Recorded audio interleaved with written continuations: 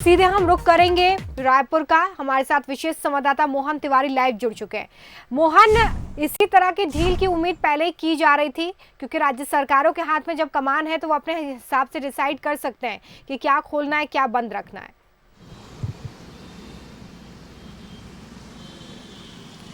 बिल्कुल।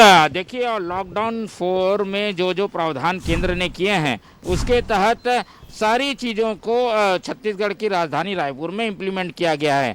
केवल मॉल और जो थिएटर हैं उनको छोड़कर ज़्यादातर गतिविधियों को जो केंद्र सरकार की गाइडलाइन है उसके हिसाब से छत्तीसगढ़ में भी अनुमति दे दी गई है। और इसी कड़ी में रायपुर में जो दो महत्वपूर्ण मांगे बार बार उठ रही थी कि पान दुकानों का संचालन और ब्यूटी पार्लर और सैलून को भी संचालित करने दिया जाए और इनके लिए अलग से नियम बना दिए जाए, तो उन नियमों को बना दिया गया है।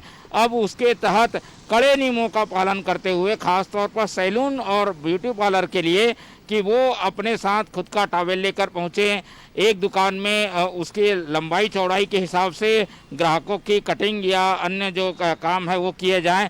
तो इस तरीके से नियम बना दिए गए हैं और ये दो महत्वपूर्ण सेवाएं जो है पान ठेले की और सैलून की, इसे भी अब अनुमति दे दी गई है। तो रायपुर में जो लॉकडाउन था वो अब एक तरीके से पूरी ख़त्म हो गया है, लेकिन इसके लिए जो समय है वो निर्धारित कर दिया गया है। नियत समय में ही संबंधित चीज़ें और सुविधाएं का संचालन हो सकेगा और इसके लिए अलग अलग वार भी तय किए गए हैं। तो इस तरीके से नई व्यवस्था जो आई है उसमें दो महत्वपूर्ण सेवाओं को शुरू कर दिया गया और आज से जो रायपुर है वो सामान्य तौर पर खुलता और गतिविधियों को अंजाम देता हुआ दिखाई देगा। जी चलिए, बहुत शुक्रिया मोहन इस तमाम जानकारी के लिए।